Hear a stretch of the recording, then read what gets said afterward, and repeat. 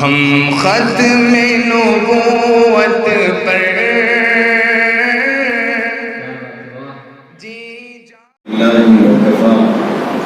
وسلام على عباده الذين اصطفى أما بعد فأعوذ بالله من الشيطان الرجيم بسم الله الرحمن الرحيم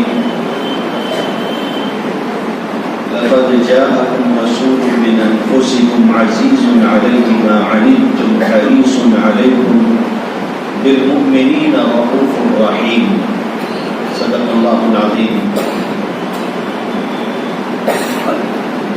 اس سیرت سے متعلق مسابقے کے اس جلسے میں شریک آپ سبھی حضرات، علماء کرام اور عزیز و دوستوں، مجھے بہت خوشی ہے کہ اس مقابلے کے ذریعے جو پیغام اس مقابلے کے منعقد کرنے والوں نے دینا چاہا تھا، بڑی حد تک وہ پیغام عامۃ الناس تک پہنچا. اللہ تعالیٰ قبول فرمائیں اور عمل کی ہم سب کو توفیق عطا فرمائیں. ہمارے ملک میں ایک بہت بڑے عالم دین ہیں، حضرت مولانا سید محمد ولی رحمانی دامت برکاتہ. بڑوں کی بات بڑی ہوا کرتی ہے. ان کے بھی بڑے تھے حضرت مولانا سید ابو الحسن علی میاں ندوی رحمۃ اللہ علیہ. ایک مرتبہ ایک موقع پر مولانا سید ابو الحسن علی میاں ندوی رحمۃ اللہ علیہ نے مولانا سید محمد ولی رحمانی صاحب سے پوچھا کہ مولانا آپ کے اوقات بہت منظم ہیں، آپ اپنے اوقات کا بہترین استعمال کرتے ہیں، زندگی ایک لگی بندھی جگہ پر ہوتی ہے اور سارے کام اپنی اپنی جگہ پورے ہو رہے ہوتے ہیں، ایسا کیسے ہوتا ہے؟ آپ مجھے یہ بتائیں کہ آپ اپنے اوقات کا اتنا بہتر استعمال کیسے کرتے ہیں.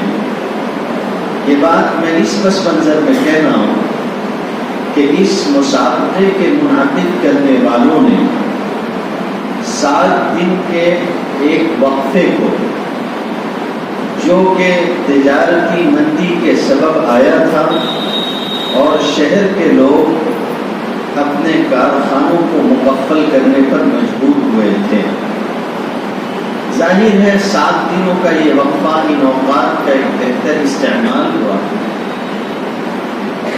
اس پس منظر میں یہ بات میں آپ سے عرض کر رہا ہوں. تو مولانا علی میاں ندوی رحمۃ اللہ علیہ نے پوچھا کہ آپ اپنے اوقات کا اتنا بہتر استعمال کیسے کرتے ہیں؟ تو انہوں نے کہا کہ حضرت یہ تو بڑوں کی بات ہے، میرا معاملہ بس اتنا ہے کہ میں اپنی اوقات میں رہتا ہوں. آپ کے اوقات اتنے منضبط کیسے ہیں؟ میں اپنی اوقات میں رہتا ہوں. اس لیے ہم میں سے ہر شخص اگر اس کا خیال کر لے کہ وہ کون ہے اور کیا ہے، اور اپنی ذمہ داریوں کا احساس کر کے آگے بڑھے، تو وہ اپنے اوقات کبھی ضائع نہیں کرے گا. ہم اس ملک میں اور اس دنیا میں دونوں ہی جگہ اپنی ایک بنیادی حیثیت رکھتے ہیں، اور ہماری حیثیت داعی کی ہے. جو حضرات یہاں بیٹھے ہوئے ہیں اور سنجیدہ اور فہیم طبیعت کے ہیں، وہ یہ سمجھ سکتے ہیں کہ ایک مسلمان کی صرف 2 ہی حیثیتیں ہو سکتی ہیں. یا تو وہ داعی ہوگا، اور اگر وہ داعی نہیں ہے تو پھر مدعو ہوگا، اور ان دونوں حیثیتوں میں زمین آسمان کا فرق ہے. یا تو آپ داعی ہوں گے، یا اگر آپ اپنے فریضہ منصبی کو انجام نہ دیں تو پھر آپ کی حیثیت مدعو کی ہو جائے گی، داعی کی نہیں ہے. سیرت کے مسابقے اس لیے منعقد کیے جاتے ہیں تاکہ نبی کریم صلی اللہ علیہ وسلم کا پیغام عام کیا جا سکے۔ علماء کا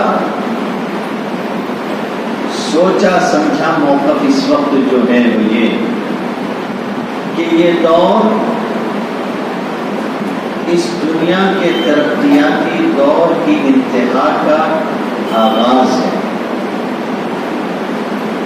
جیسے جیسے ہم آگے بڑھیں گے دنیا ایسی ترقیات کی طرف بڑھتی چلی جائے گی جن کے بارے میں پہلے کی بات تو جانے دیجیے، خود دنیا نے ایک صدی پہلے سوچا نہیں ہوگا کہ ایسا انقلاب بھی آ سکتا ہے۔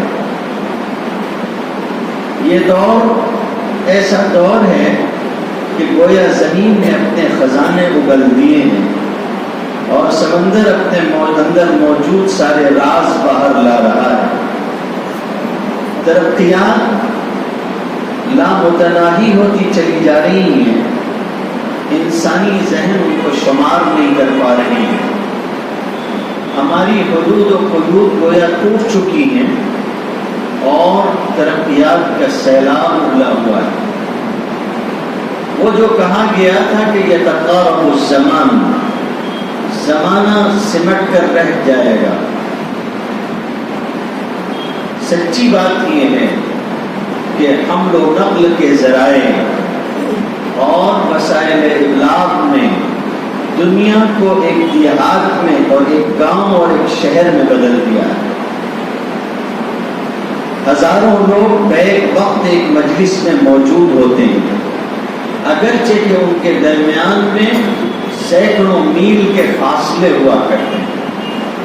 آن لائن میٹنگیں ہوتی ہیں اور براہ راست اپنی رائے اور اپنا مشورہ پیش کیا جاتا ہے۔ یتقارب الزمان، زمانہ قریب ہو جائے گا۔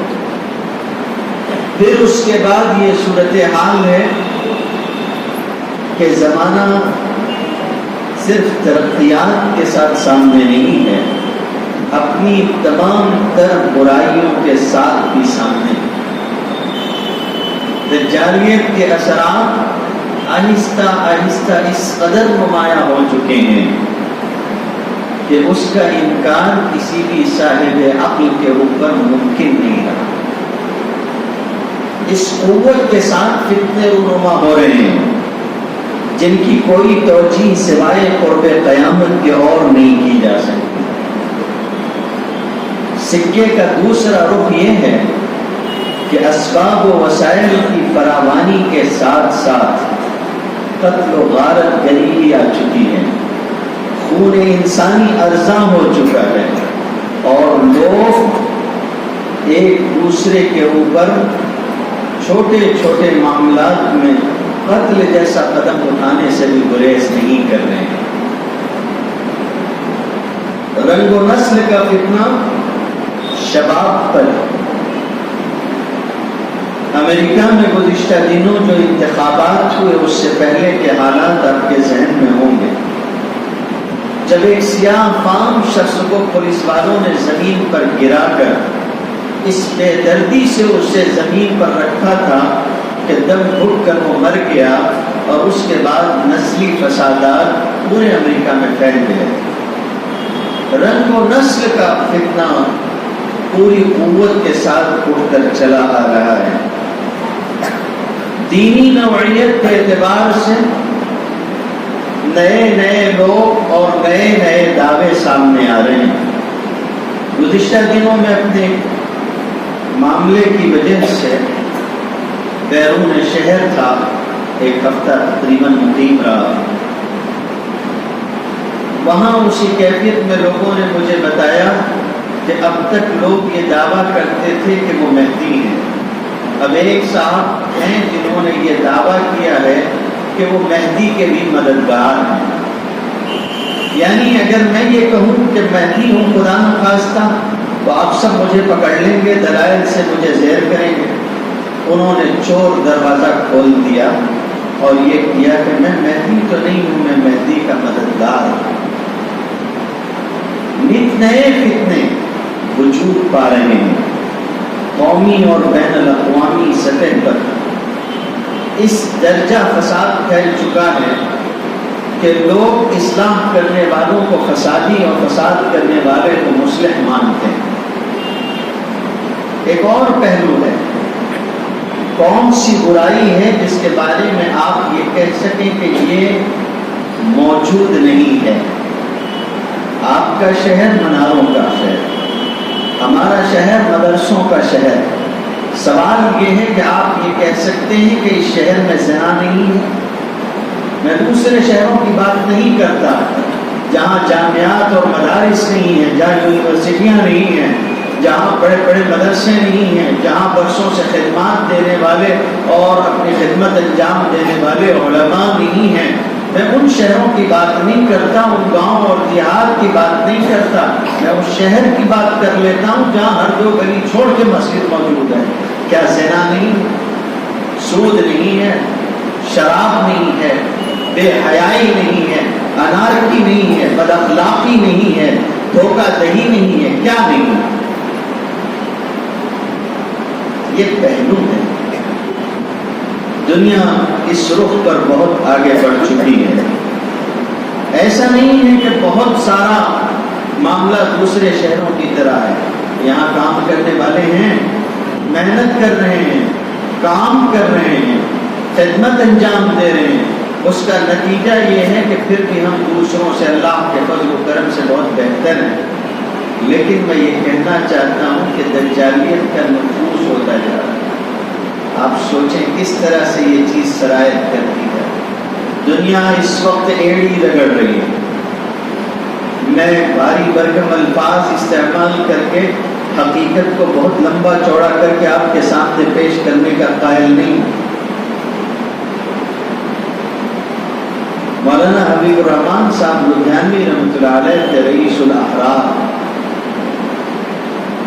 अहरार नाम की जो तंजीम थी, जो जमात थी, जिसने ख़त्म नबूवत के सिलसिले में बड़ा काम अंजाम दिया और आज भी उसके मुख्तलिफ हिस्सों में खिदमतगार मौजूद हैं, वो उसके सदर थे।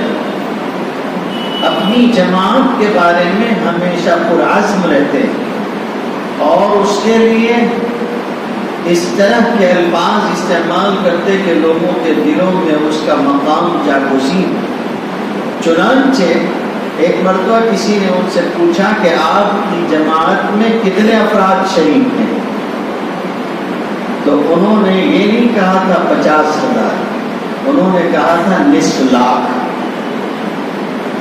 मैं भारी भरकम अल्फाज इस्तेमाल करके हकीकत को बहुत बड़ा करके आपके सामने पेश करना नहीं चाहता, मगर शुतुरमुर्ग की तरह रेत में सर डाल के तूफान के न आने का यकीन भी आपको दिलाना नहीं चाहता। हकीकत हाल का ख्याल कीजिए।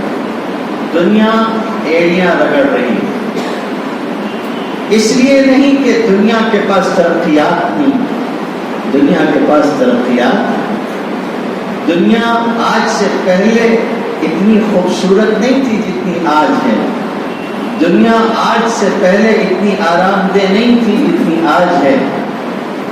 आप बर्फी पंखों में रहते हैं, आपके पास बर्फीली हवाएं देने वाली एसी और फला सारी चीज़ें हैं, लेकिन एक मसला है, अगर आप फिरौन के ज़माने के लोगों को ये खबर दिलवाने का जरिया रखते होते कि तुम जिन चीज़ों पर खुश हो रहे हो इनकी क्या हैसियत, मालेगांव का एक नूम का चलाने वाला अपने घर में ऐसे पंखे लगाएगा जिनको चलाने के लिए किसी खिदमतगार की जरूरत नहीं होती, तो क्या वो सर पटक के न रोता? दुनिया तरक्कियात की इंतहा पर है, मगर एड़ियां रगड़ रही हैं। मेरे अजीजों, एक बात याद हो, इन सब में सहारा कौन देगा? क्या वो सारी तजुर्बा गाहें जहाँ से मौत के सामान इकट्ठा किए जाते हैं? कहते हैं कि वुहान के अंदर वायरस बनाया गया, फलां जगह बनाया गया, फलां जगह बनाया गया। चाहे जहाँ बनाया गया हो, दुनिया ये जरूर मानती है कि ये बना नहीं है, बनाया गया है। دوسروں کی جان لینے والے آج ان کی جان کے لالے پڑے ہیں. دنیا پریشان ہے، ایڑیاں رگڑ رہی ہے. ایک آپ ہیں جن کے پاس نسخہ کیمیا اور کسی کے پاس نہیں. اور یہ یقین مانیے، بے وقوفی مت کیجیے، حالات کا خیال کیجیے، احساس کیجیے. اگر آپ نہیں کھڑے ہوں گے تو یہ یاد رکھیے کہ دنیا خود بھی ڈوبے گی اور اپنے ساتھ ساتھ آپ کو بھی لے کر جائے گی. حضور صلی اللہ علیہ وسلم نے فرمایا تھا: مثل القائم على حدود الله والواقع فيها كمثل قوم استهموا على سفينة فأصاب بعضهم أعلاها وبعضهم أسفلها. فرمایا کہ اللہ کے حدود پر قائم رہنے والوں کی مثال اور اللہ کی قائم کردہ حدود پر نہ قائم رہنے والوں کی مثال ایسی ہے جیسے کچھ لوگ کسی کشتی میں سوار ہوں اور کشتی کے کچھ لوگ ان کو اوپر کا حصہ ملے، کچھ لوگوں کو نیچے کا حصہ ملے، کچھ لوگوں کو عرشہ ملے، کچھ لوگوں کو نچلا حصہ ملے. اور اس کے بعد یہ صورتحال ہو کہ بار بار پانی لینے کے لیے اوپر آنا پڑتا ہے کہ بھئی آپ پانی دے دیں. پانی اوپر لینے کے لیے آ رہے ہیں تاکہ سطح سے پانی لیا جا سکے. اب کشتی والے جو نیچے والے ہیں وہ یہ سوچیں کہ ہم بار بار اوپر جاتے ہیں، اوپر والوں کو بھی پریشان کرتے ہیں. ایسا کرتے ہیں کہ ہم نیچے ہی ایک سوراخ کر لیتے ہیں. ایسا کرتے ہیں کہ ہم نیچے ہی ایک سوراخ کر لیتے ہیں، یہیں سے پانی لے لیا کریں گے، کیا اوپر والوں کو تکلیف دینا. فرمایا کہ اوپر والوں نے اگر نیچے والوں کو اس حماقت سے نہیں روکا تو وہ خود بھی ڈوبیں گے اور ساتھ میں سب کو لے کر ڈوبیں گے. تو لوگ ڈوب رہے ہیں اور ضرورت اس بات کی ہے کہ آگے آ کر انہیں یہ بتایا جائے کہ وہ اس تباہی کے غار سے کیسے نکل سکتے ہیں. ٹھیک، اب اور ذرا آگے بڑھیے. مسئلہ یہ ہے کہ جب یہ چاہا جاتا ہے کہ کسی فرد کو یا کسی قوم کو قوانین اور اصول کی پابندیوں پہ لایا جائے، اسے اخلاق حسنہ کی بلندیوں کی طرف لے جایا جائے، تو انسان ضرورت اس کے لیے یہ ہوتی ہے کہ اس کے سامنے کوئی نمونہ ہو جس کو سامنے رکھ کے یہ طے کیا جائے کہ ہمیں ایسا بننا ہے اور ایسا کرنا. دنیا میں بہت سارے لوگوں کو نمونہ بتا کے پیش کیا گیا. میں یہ نہیں کہہ رہا ہوں کہ وہ نمونہ بن سکتے تھے یا نہیں، انہیں پیش کیا گیا اور یہ بتایا گیا کہ یہ تمہارے لیے نمونہ ہے، آئیڈیل ہے، یہ تمہارے لیے طرز حیات اور منہج حیات کو متعین کرنے والے لوگ. ہمارے ملک کے اندر بہت شور ہوا ایک شخص کا، یہاں تک کہ اس کا فلسفہ، اس کی سوچ جاپان تک بھی گئی، اور جس چیز کو اس نے پیش کیا تھا دین اور مذہب کے نام پر، اس کے ماننے والے اس وقت دنیا میں لاکھوں سے زائد لوگ ہیں، بہت بڑی تعداد. گوتم بدھ. لیکن کیا ایسی شخصیت کو آپ سامنے رکھ کے عمل کر سکیں گے؟ ایک مسلمان ہونے کی حیثیت سے مت سوچیے، یہ مت سوچیے کہ ایک مسلمان ہے اس لیے آپ کا جواب یہ ہونا چاہیے. ایک عام انسان کی حیثیت سے سوچیے.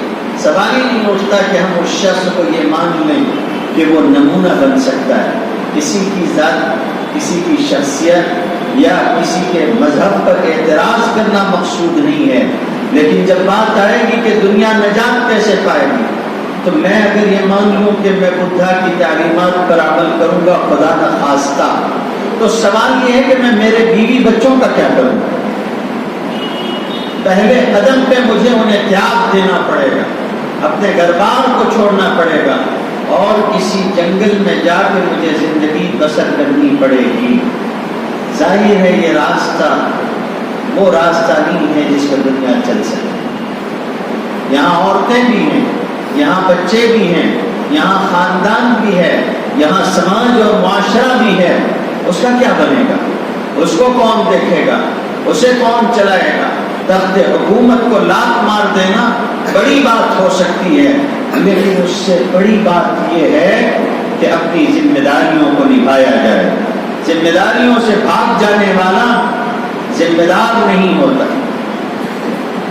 جو ذمہ دار نہ ہو اسے ذمہ داری سکھائی جانی چاہیے، نہ یہ کہ وہ دوسروں کے لیے نمونہ بنے. ہمارے یہاں رام جی کا تذکرہ ہوتا ہے. میں اتنا پڑھ چکا ہوں ان کے بارے میں، جو بھی اللہ نے توفیق دی ہے.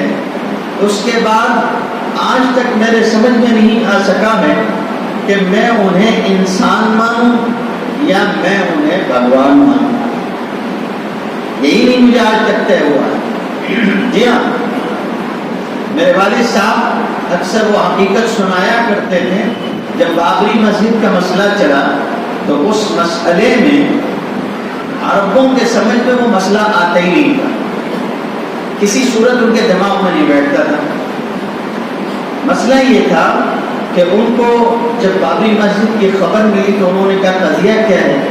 تو انہوں نے کہا کہ ایک معبود ہے، ایک معبود ہے، بھگوان ہے، ایک معبود ہے جس کے بارے میں جھگڑا یہ ہے کہ وہ ایک جگہ پیدا ہوا تھا. وہ جگہ مسلمان لیں کہ ہندو لیں؟ وہ جگہ مسلمانوں کے قبضے میں. وہ یہ کہتے ہیں کہ یہاں ہمارا بھگوان پیدا ہوا اس لیے یہ ہماری ہے.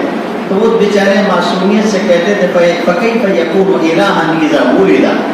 جب وہ پیدا ہوا تو معبود کیسے ہوا ہے؟ نہیں سمجھے؟ جب وہ پیدا ہوا ہے تو معبود کیسے ہو گیا؟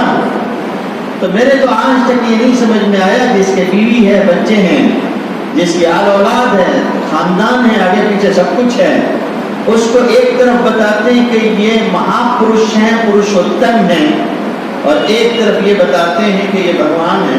میں یہ نہیں سمجھ پا رہا ہوں کہ میں انہیں اگر نمونے کے طور پہ دیکھنے کی کوشش بھی کروں، تقابلی طور پر، مقابلے کے طور پر بھی اگر دیکھنے کی کوشش کروں، تو میں انہیں کسی معبود کے خانے میں رکھوں یا کسی انسان کے خانے میں رکھوں.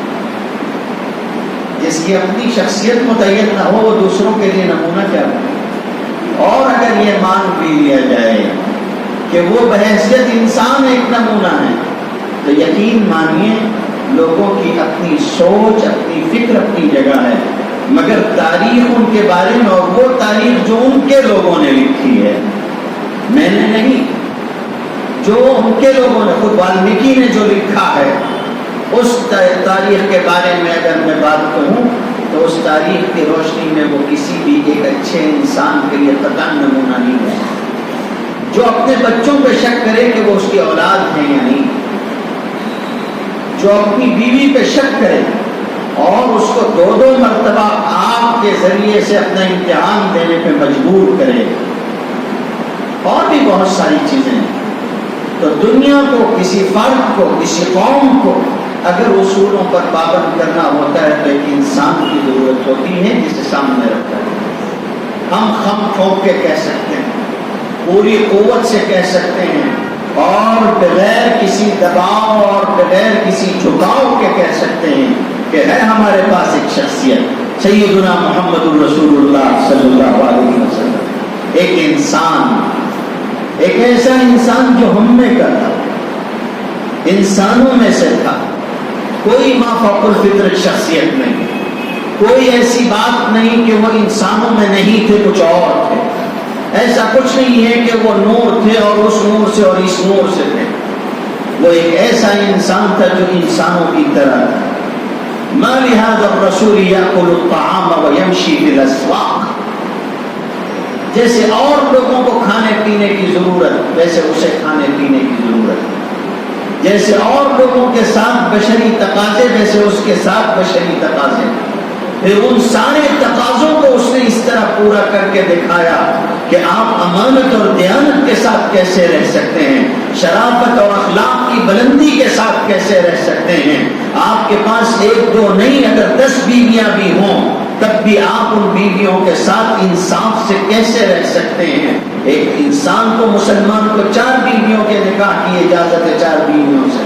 لیکن آپ نے ایک سے زائد 4 سے زائد نکاح کر کے بتایا کہ انصاف اس طرح سے ہو سکتا ہے، اس طرح سے اولادوں کو رکھا جا سکتا ہے، اولاد کو رکھا جا سکتا ہے، اس طرح سے دامادوں کے ساتھ پیش آیا جائے گا، اس طرح سے اپنے ساتھیوں کے ساتھ پیش آیا جائے گا، اور طرز حیات اور نمونہ زندگی یہ ہوگا۔ اب رکھیے ہاتھ کس کو کہاں رکھنا ہے۔ وہ لوگ بھی جنہوں نے اپنے لوگوں کی بھی تاریخ لکھی، غیروں اور پرایوں کی بھی تاریخ لکھی، 100 بڑے انسانوں کی تاریخ لکھی، ان میں بھی مجبور ہوئے کہ جس نبی کو وہ مانتے ہیں عیسیٰ علیہ السلام کو، ان کو بعد میں رکھیں، اور سب سے پہلے اگر کسی کو رکھیں تو سیدنا محمد رسول اللہ صلی اللہ علیہ وسلم کو۔ ہندوستان کے مہاتما جن کو کہا جاتا ہے، گاندھی مجبور ہوئے کہ وہ یہ کہیں کہ طرز حکومت اگر اخذ کرنا ہو تو محمد رسول اللہ صلی اللہ علیہ وسلم کے غلاموں سے اخذ کیجئے، اس لیے کہ ان سے بہتر حکمرانی کرنے والا دنیا میں کوئی نہیں ہے۔ ہمارے پاس ایسی شخصیت جس کے کسی بھی ایک حصے گوشے زندگی پر آپ ایک نقطہ نہیں رکھ سکتے ہیں کہ یہاں کا یہ پہلو کمزور ہے۔ وہ جنگ میں بھی اترے، انہوں نے فساد کو دور کرنے کی بھی کوشش کی، انہوں نے کمزوروں کا ساتھ بھی دیا، مظلوموں کے حق کے لیے وہ آگے آئے۔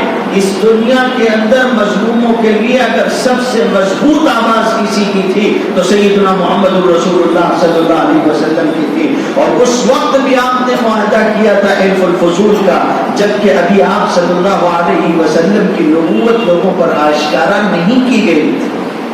آپ اپنے بنی عمام کے ساتھ، اپنے چچا کے گھر والوں کے، اپنے خاندان کے لوگوں کے ساتھ میں، اپنے چچا اور چچا کے بچوں کے ساتھ میں آپ نے اس معاہدے کو کیا تھا، اور اس معاہدے میں شریک ہوئے تھے جس میں مظلوموں کو حق دلانے کی بات کی گئی تھی۔ یہ آپ صلی اللہ علیہ وسلم کے پکی اور آپ کے نبوت کے آشکار ہونے سے پہلے کی بات، اور اس موقع پہ نبی کریم صلی اللہ علیہ وسلم نے جو معاہدہ کیا تھا حلف الفضول کا معاہدہ، اس معاہدے کے بارے میں بعد میں بھی کہتے تھے کہ آج بھی اگر کفار اور مشرکین مجھے مظلوموں کے ساتھ حق دلانے کے ایسے کسی معاہدے کے لیے بلائیں گے، میں آج بھی ان کے ساتھ بیٹھنے کے لیے تیار ہوں، حق دلانے کے لیے ان کے ساتھ معاہدہ کرنے کے لیے تیار ہوں۔ آپ صلی اللہ علیہ وسلم کی شخصیت اور ان کی شخصیت کو محفوظ کرنے کے ذریعے بھی ہوئے۔ آج اگر کوئی کمپٹیشن کیا گیا سیرت سے متعلق اور آن لائن مقابلہ منعقد کیا گیا ہے، مبارکباد کے لائق ہیں وہ لوگ جنہوں نے ترقیاتی دور کو سامنے رکھ کر قدم اٹھایا اور انہوں نے فائدہ اٹھایا ان چیزوں کا جن کا نقصان لوگ ہم تک پہنچانے کی کوشش کرتے ہیں۔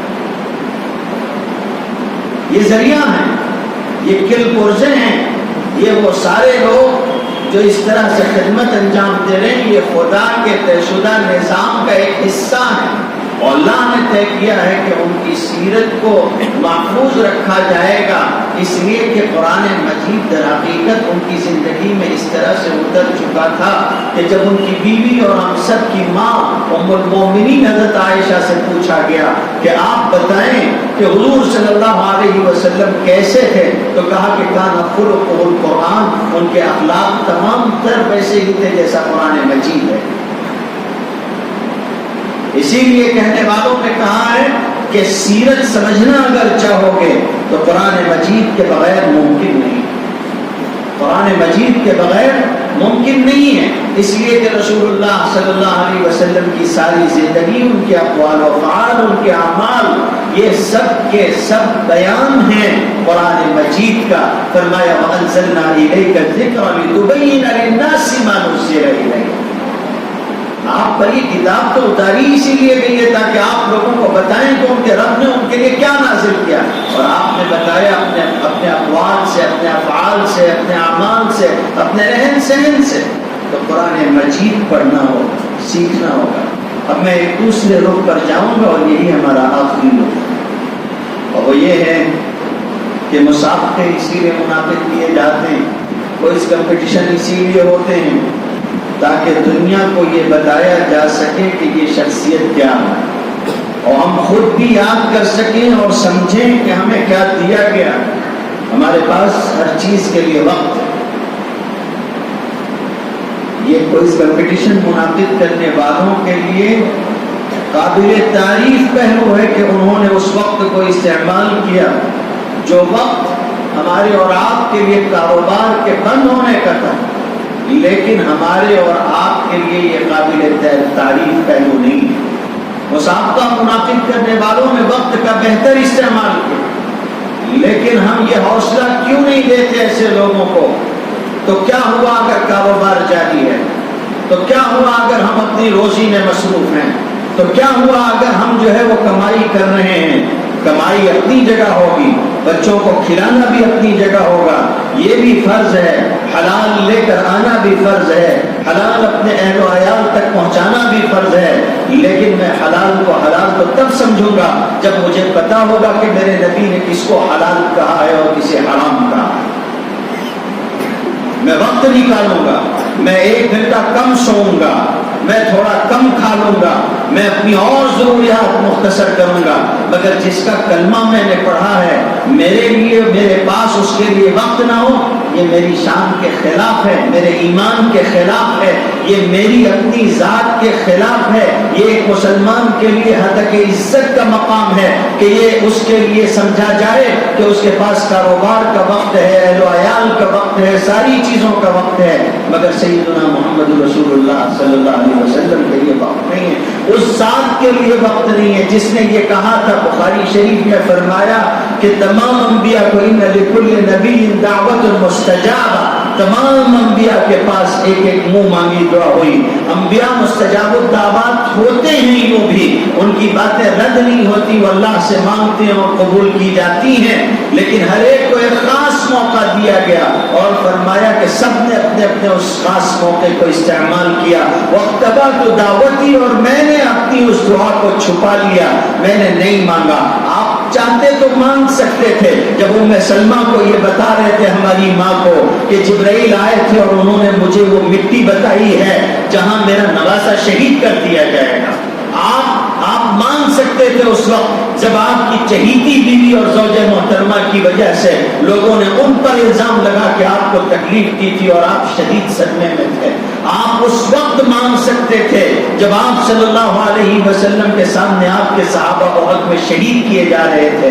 آپ اس وقت مانگ سکتے تھے جب آپ کا بیٹا ابراہیم آپ کی گود میں دم توڑ رہا تھا اور اس کی سانسیں اکھڑ رہی تھی اور آپ صلی اللہ علیہ وسلم کی آنکھوں سے آنسو جاری تھے، لیکن آپ نے اپنی دعا نہیں مانگی۔ دسیوں مواقع آپ کی زندگی میں آئے، آپ کو گوشت میں زہر دے دیا گیا اور آپ نے اپنی صحت کے لیے دعا نہیں مانگی۔ آپ اپنی اخیر عمر میں کہتے تھے کہ مجھے اس زہر کا اثر محسوس ہوتا ہے، لیکن آپ نے دعا نہیں مانگی۔ آپ نے فرمایا وَاقْتَبَعْتُ دعوتی، میں نے اپنی دعا کو چھپا لیا ہے، میں قیامت کے دن اپنی امت کے لیے اس دعا کو مانگوں گا۔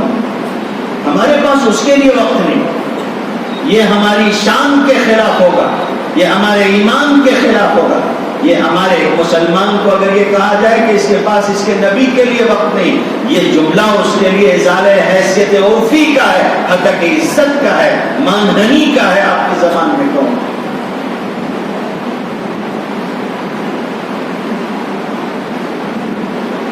تو یہ مسابقے اس لیے منعقد ہوتے ہیں تاکہ یہ سمجھایا جا سکے۔ افسوس کا عالم یہ ہے، وہ کسی نام کا بہت سادہ سا شعر ہے، آپ نے خوب سنا ہوگا، کہا گیا ہے کہ نام تو نے محمد علی رکھ لیا، کیا بس یہی مسلمان کی پہچان ہے؟ ایک نام ہو کہ میں مسلمان ہوں، زندگی میں سیرت کہاں ہے؟ کتنے سوالات سیرت کے وہ ہوں گے جو آپ نے تلاش کیے ہوں گے تو آپ کو پتہ چلا ہوگا کہ آپ اپنے نبی کے بارے میں یہ بھی نہیں جانتے تھے، یہ بھی نہیں جانتے تھے، یہ بھی نہیں جانتے تھے۔ دسیوں لوگوں سے پوچھا ہوگا، جانے کون کون سی کتابوں کو دیکھا ہوگا، مگر خوشی کی بات ہے کہ آج آپ بہت کچھ جان گئے۔ کوشش کریے ایسی چیزوں کا فائدہ اٹھائیے۔ ہم مسلمانوں کا حال یہ ہے، کسی بھی چائے خانے پہ بیٹھ جائیے، ایران توران کی ساری خبریں سن لیجئے اور حالات حاضرہ پہ تجزیہ حاصل کر لیجئے، سب اپنی جگہ ہے، مگر سارے جہاں کا جائزہ اپنے جہاں سے بے خبر، سارے جہاں کا جائزہ اپنے جہاں سے بے خبر، یہ ہمارا حال ہے۔ کون بنے گا کروڑپتی 11واں سیزن شروع ہوا 19 اگست سن 2019 سونی چینل پر 11واں سیزن، اور 11ویں سیزن کی 11ویں قسط تھی۔ 11ویں سیزن کی 11ویں قسط 2 ستمبر سن 2019 رات 9 بجے سے 10:30 بجے تک پروگرام نشر کیا گیا۔ اس پروگرام میں مدھیہ پردیش کا ایک نوجوان بھی شریک تھا، نام ہے عاصم چودھری۔ نام ہے عاصم چودھری۔ زمانہ کہاں جا رہا ہے؟ دجالیت کے اثرات کہاں تک پھیل چکے ہیں؟ پوچھا گیا کہ اس وقت اس ہال کے اندر آپ کے ساتھ اور کون کون آیا ہوا ہے؟ فخر کے ساتھ اس نے کہا کہ میری بیوی آئی ہے۔ بیوی کا نام کیا ہے؟ روچی چودھری ہے۔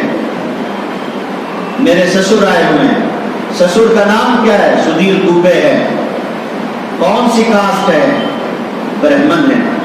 بیوی برہمن، بیوی کا خاندان برہمن ہے۔ یہ عاصم چودھری ہیں مسلمان، ان کے ماں باپ بھی وہاں موجود ہیں۔ 12 سوالات کے جوابات دیے انہوں نے، اور 12,50,000 روپے جیت کے بھی گئے۔ ان 12 سوالات میں پہلا سوال تھا کہ فلاں گانے کا ایک حصہ ہے، اس کو آپ مکمل کریں اور اسی کے ساتھ ساتھ یہ بتائیں کہ یہ کس فلم میں آیا ہوا۔ انہوں نے بتا دیا کہ یہ فلاں فلم میں آیا ہے، پورا گانا یہ ہے، اور اس کے بعد پروگرام کے منعقد کرنے والوں کی درخواست پہ انہوں نے اپنی بیوی سمیت اس گانے کی دھن پر اور اس گانے کے بول پہ ڈانس بھی کیا، اور ان کی بیوی نے فخریہ بتایا کہ عاصم بھی اور میں بھی اور ہمارا بچہ بھی گھر میں ساتھ میں ناچتے ہیں۔ اذا كان رب البيت بالطبل ضاربا فلا تلم الاولاد فيه على الرقص او فلا تلم الاولاد فيه على الرقص۔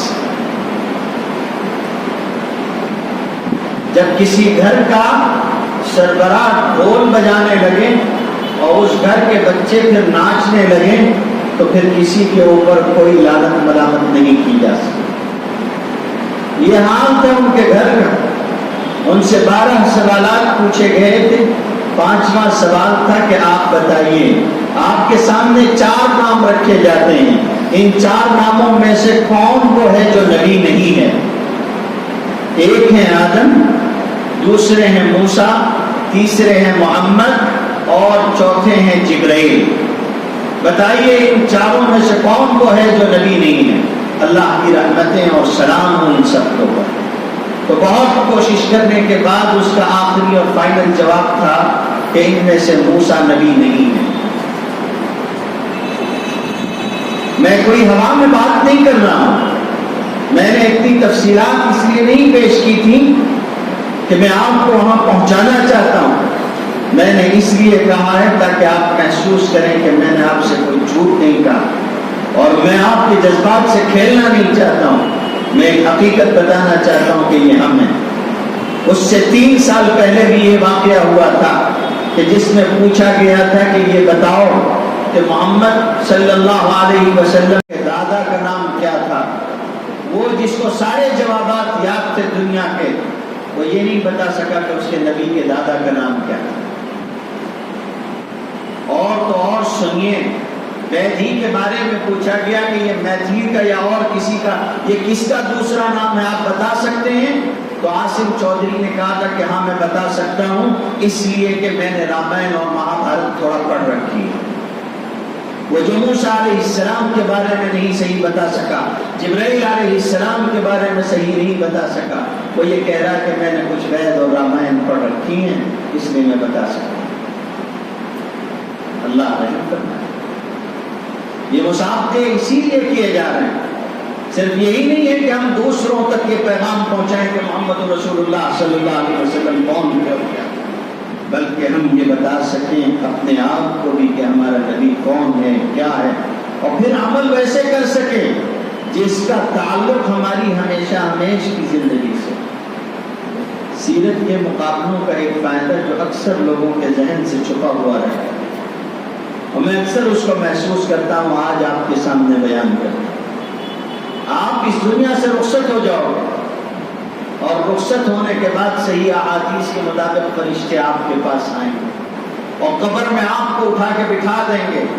اور حدیث شریف میں آتا ہے کہ مسلت لہ الشمس قد دنت للغروب، بتایا جائے گا کہ سورج غروب ہونے کے قریب، روشنی پھیل جائے گی قبر میں، اور عصر کے بعد مغرب سے قریب کا جو وقت ہوتا ہے ایک مسلمان بندہ، مومن بندہ اسے محسوس کرے گا، اور پھر اسی احساس کے ساتھ سوال و جواب کی منزلیں شروع ہوں گی. اور پھر پوچھا جائے گا، جیسا کہ نبی کریم صلی اللہ علیہ وسلم نے تدفین کے بعد فرمایا استغفروا لأخیکم، اپنے ساتھی کے لیے مغفرت چاہو، واسألوا له التثبیت، اور اس کے لیے اللہ سے ثبات اور استقامت چاہو، یعنی اس سے سوال پوچھے جائیں گے، اس کے لیے استقامت چاہو. سوال و جواب کی معاملہ شروع ہوتا ہے، اس کا مرحلہ شروع ہوتا ہے، اور سوال ہوگا رب کے بارے میں اور پھر دین کے بارے میں، اور پھر پوچھا جائے گا کہ ما تقول فی هذا الرجل الذی بعث فیکم، یہ جو آدمی تم نے بھیجا گیا تھا اس کے بارے میں کیا کہتے ہو؟ کیا کہتے ہو تم اس کے بارے میں؟ دنیا میں کیا کہا تھا، دنیا میں کیا پڑھا تھا، دنیا میں کیا سمجھا تھا ان کے بارے میں، کیا جانتے ہیں ان کے بارے میں؟ جو جانتے ہوں گے وہی جواب ہو پائے، اس کے سوا اور کچھ نہیں. وہ ادھر کہہ رہا ہوگا کہ عصر جاری ہے میری، مجھے موقع دو کہ میں نماز پڑھ لوں، اس سے کہا جائے گا انک ستفعل، مگر پہلے سوال کا جواب دو. اخبر عما نسألک، اس کے بارے میں ہمیں بتاؤ جو ہم تم سے پوچھتے ہیں. وہ پوچھے گا کس بارے میں پوچھتے ہو؟ محمد صلی اللہ علیہ وسلم، کیا تمہارا سوال سیدنا محمد رسول اللہ صلی اللہ علیہ وسلم کے بارے میں؟ فرشتے کہیں گے کہ ہاں انہی کے بارے میں پوچھتے ہیں. کہے گا اشہد انہ رسول اللہ صلی اللہ علیہ وسلم وانہ جاءنا بالبینات من عند اللہ، میں گواہی دیتا ہوں کہ وہ اللہ کے رسول ہیں، اور میں اس بات کو بھی بیان کرتا ہوں، اس کی گواہی دیتا ہوں کہ وہ اللہ کے پاس سے روشن اور کھلے ہوئے دلائل لے کے ہمارے پاس آئے. فصدقناہ، وہ اس کی تصدیق کریں گے اور کہیں گے کہ ہاں نعلم انک تقول ھذا، ہم جانتے تھے کہ تو دنیا میں بھی یہی کہتا تھا، تیرا یہی مزاج تھا، تیری یہی فکر اور تیری یہی سوچ تھی، تو اسی پہ زندہ رہا، مت علی ذلک، تو اسی پہ مرا. اور پھر اس کے بعد کہیں گے کہ انشاءاللہ تم اسی کے اوپر اٹھائے بھی جاؤ. اور مبارکباد ان لوگوں کے لیے، سوچئے کیسا مقام ہے ایک مومن کے لیے کہ فرشتے کہیں گے کہ ہاں تو ایسا ہے، تیری تصدیق، تیری کرامت، تیری شرافت، تیری بزرگی کی گواہی ہم دیتے ہیں کہ تو ایسا تھا. اور پھر اس کے بعد اس سے بھی اونچی بات صحیح احادیث میں آتی ہے کہ پھر کہا جائے گا، پھر ایک پکارنے والا پکارے گا، اور پکارنے والا کون ہوگا؟ آواز دینے والا کون ہوگا؟ کہا فَيُنَادِي مُنَادٍ مِّنَ السَّمَاءِ صَدَقَ عَبْدِي، کہنے والا کہے گا آسمانوں سے میرے بندے نے سچ کہا، میرے بندے نے سچ کہا. سارے سوالات کے جوابات دے چکا ہوگا تو کہا جائے گا لیکن وہ شخص جس نے اس طرف توجہ نہیں کی، نہیں سمجھا، نہیں جانا، کفار، مشرکین، منافقین، اللہ کے رسول کی سیرت اور ان کی صورت سے اور ان کے طریقے سے اور ان کے طرز حیات سے دور رہنے والے لوگ مارے جائیں گے، لوہے کے ہتھوڑوں سے پیٹے جائیں گے. اور ان کا جرم کیا ہوگا؟ یہی جرم ہوگا کہ ان سے پوچھا جائے گا کہ تم اس آدمی کے بارے میں کیا کہتے ہو؟ وہ کہے گا کہ میں نہیں کچھ جانتا، میں تو ویسے ہی کہتا ہوں جیسا لوگ کہتے تھے. تو کہا جائے گا کہ لا دریت ولا تلیت، نہ تو جانتا تھا، نہ تو نے خود سے جاننے کی کوشش کی، نہ تو نے خود سے علم حاصل کیا، اور نہ ہی تیرا یہ حال ہوا کہ کسی جاننے والے کے پیچھے لگ جاتا، اس کے طریقے کو اختیار کرتا، اس سے سمجھتا کہ یہ کون.